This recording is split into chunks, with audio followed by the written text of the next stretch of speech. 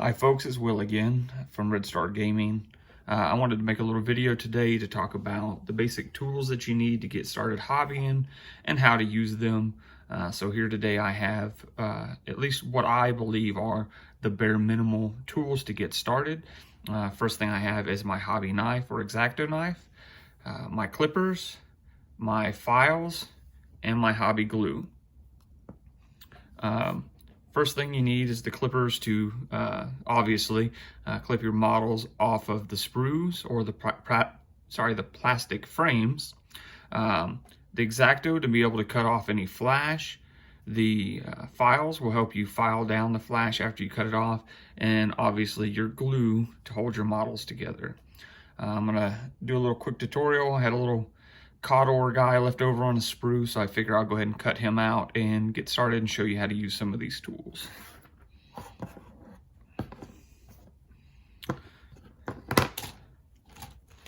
So the first thing you need is your clippers. These ones happen to be made by Games Workshop, but there are other ones that are just as good out there. I just like these because they're metal. So what you're going to do, you're going to place the flat side, because if you look, it's beveled on one side and flat on the other. You're going to place the flat side against the model and clip. I always say that it's better to leave too much of the frame on there to cut it off later than not enough. And it's always better, or I found it's better, to make a quick cut motion rather than going slow, because slow distresses the plastic and it could leave little holes.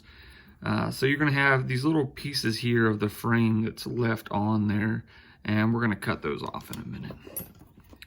And I have one other leg.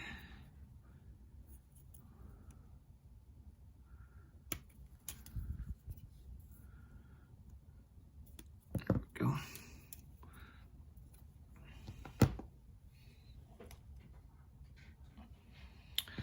So the next thing we're going to need is our hobby knife. It's always preferential to be careful with these. These are razor sharp blades, and you can cut yourselves. You might be able to see I have quite a number of cuts on my finger because I tend to cut myself a lot. They say that the old hobby adage is that you cut towards you with sharp blades and away from you with dull blades, because the dull blades take more force and you might end up cutting yourself. So just be careful. And all we're going to do is go through here and just gently cut off the what's left of the frame still on our model. Just be very careful, because cutting yourself is not fun, and nobody wants to have to go to the hospital while they're trying to hobby. So we're just going to gently cut away what's left there and try to make it as smooth as possible. So now that we got this smooth, or relatively smooth, we're going to use our files. I like these little diamond files. They are bigger rasp style files, if you will. But these are from Gales Force 9. I particularly like this one because it's beveled on one side and flat on the other, so it helps me to get into smaller areas, and also if there's a beveled area, I can use the round side of the file. And so we're just going to gently file and smooth out the plastic where we just cut that flash away from where the sprue was attached to the model. And we're going to go all the way around. It doesn't take a whole lot. You don't need to put a whole lot of pressure on here. Just gently file the plastic away.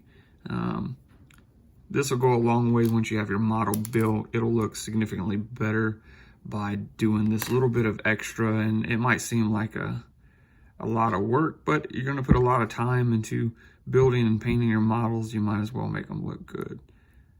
Just be very careful cutting away, especially like on some of these models like Space Marines and things like that are a little bit easier, but these Cawdor, they have all these little ropey things from their armor, because it's all made out of garbage. If you play Necromunda and read the fluff. So now that we have went and filed all that away, we're going to do one other thing before we build this. We're going to go back and we're going to use the back side of our blade on our X-Acto knife to smooth out the striations from the rasp, but also to remove any mold lines. Mold lines are where the two sides of the mold come together when they do the injection mold for the model kits and the frames. And we just want to make sure that those are all removed. And we're going to go all the way around the model and remove all those, because we don't want those lines on our model when we go to paint. And we're also going to smooth out the where the file has marred up our plastic.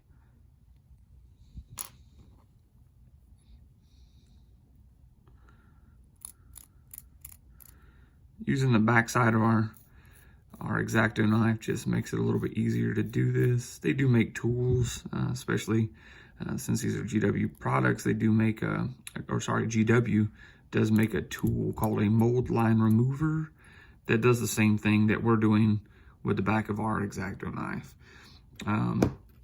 And to be careful with these blades on the X-Acto because they can break, and you always want to be careful. You don't want to break off any little pieces in your eye, so you got to make sure that you don't use the tip to like drill out plastic or anything like that. And then I buy these little blades that are replacement blades. So I particularly like this one because when you pull out the new one, you can actually place the old one in here so nobody gets hurt. And I get these from Hobby Lobby. So the next thing we're going to do is we're going to glue this leg onto the model. I like to use this Model Masters glue. It's specifically made for plastic models, and it kind of melts the model a little bit and fuses the two pieces together.